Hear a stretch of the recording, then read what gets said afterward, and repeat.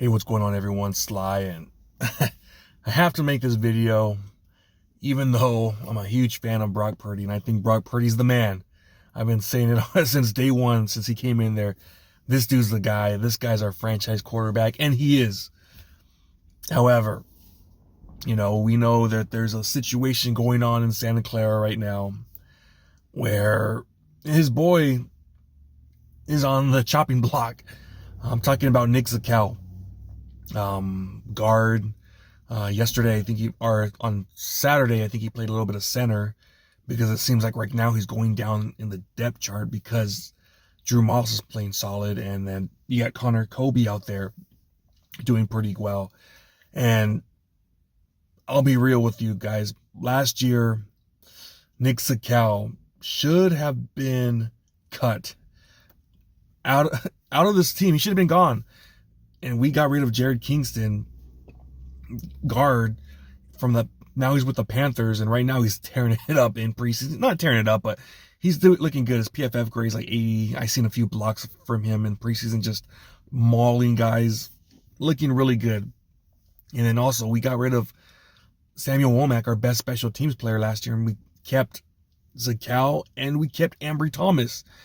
And I thought a little bit had to do with politics, man, because, Brock Purdy and Zakal, they're good friends. Obviously, he was part of his wedding.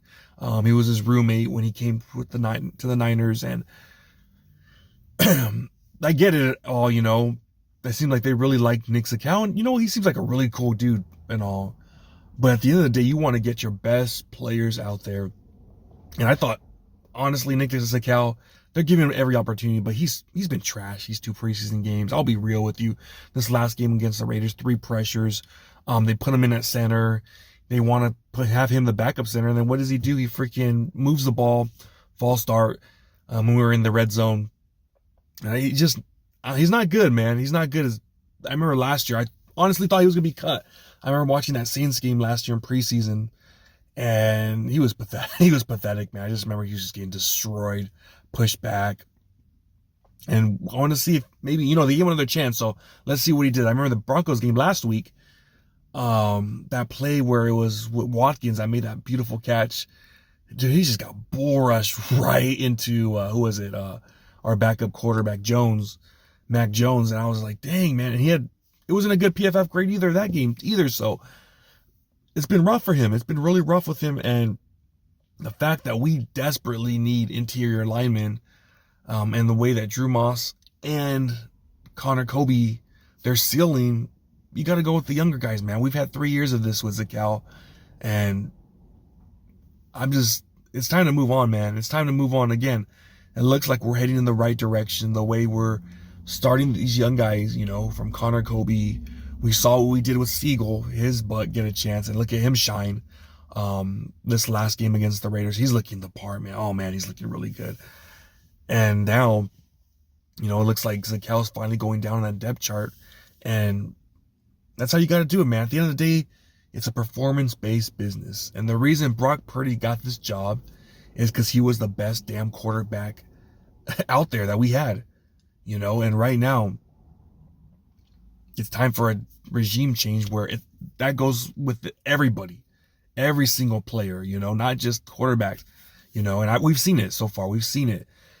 And Nick Zakal, man, he's just not that guy, man. We've seen enough of him. We've seen 4 years of this guy, because him and Brock came in together. This is year 4. And it's not there, man. They've been patient with him, and he just can't block, man. He can't protect the quarterback. He can't run block. He'll have a good play here or there, but overall, man, he's not a good offensive lineman. He's not a good guard. And I get it, that's Brock's boy, but at the end of the day, it's about the 49ers. What the 49ers need to do to be great. And all this stuff, Dobbs was talking about it last year when he left.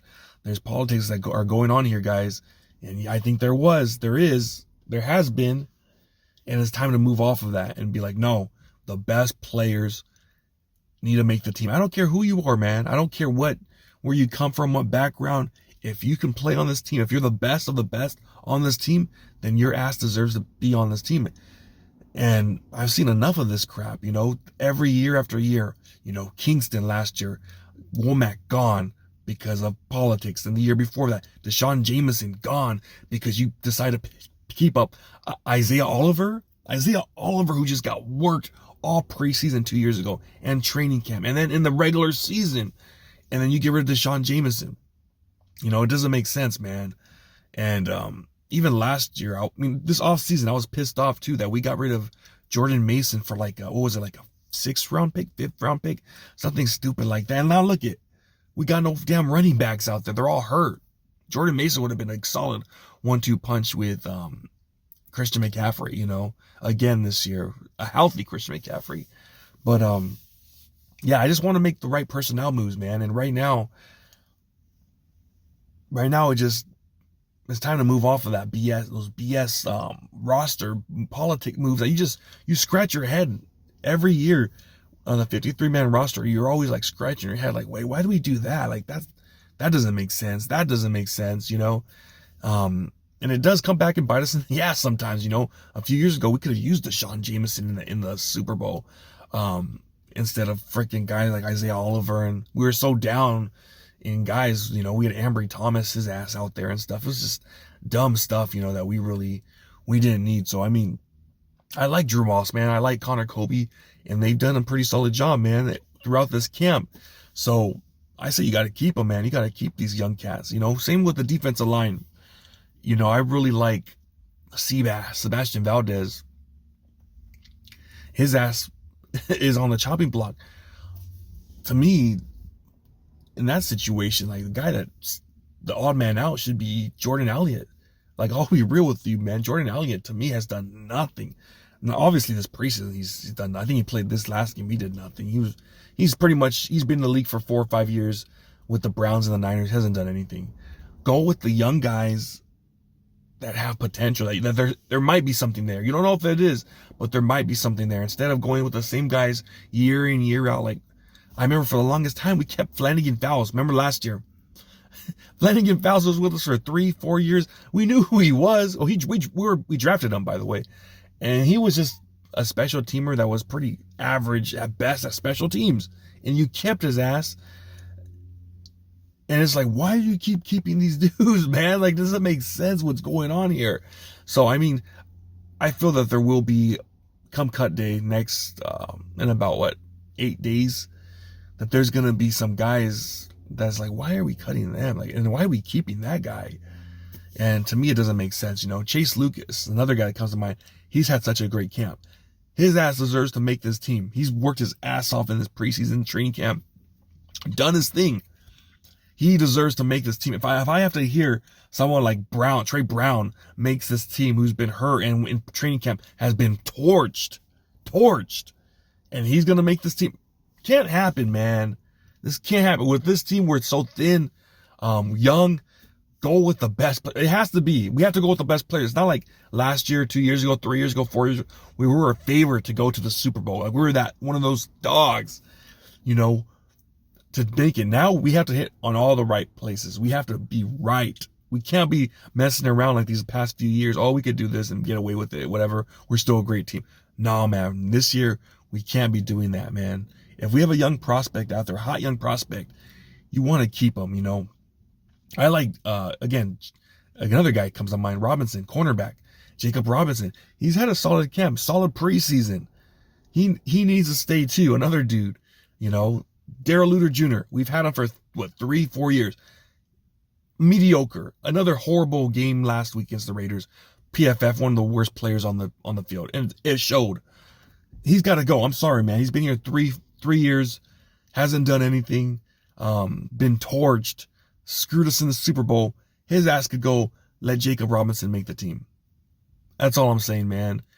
Let these young guys have a chance, you know, that show potential and make plays, man. All these guys I'm talking about, they've made plays in the preseason. They flashed in the preseason. So it's going to be interesting to see what happens. But as far as Nick Zakal goes, man, oh man, I get it. He was one of Brock's best men at his wedding, but it's time to move on, man. It's time to move on. It's time to, I know Chris Forrester's in love with them. Always hypes up Nick Zakal, hypes up Jake Brendel, guys like that. But at the end of the day, you got to go with the best guys. and the guys with this high ceiling. You know, we've seen enough of these other guys, and it's time to move on, man. I know it might hurt Brock for a bit, but at the end of the day, it's football, man. It's football, and you want the best dudes out there on the team, on the 53-man roster, and it's a business. It's a business at the end of the day. But yeah, man, that's my opinion. I don't know about you guys. What do you think about Nick Zakal? But yeah, man, I think it's time for him to go. He'll work somewhere else, I think. But with the Niners, I think his time should be done. But all right, man, that's what I got. Talk to you next time. Peace.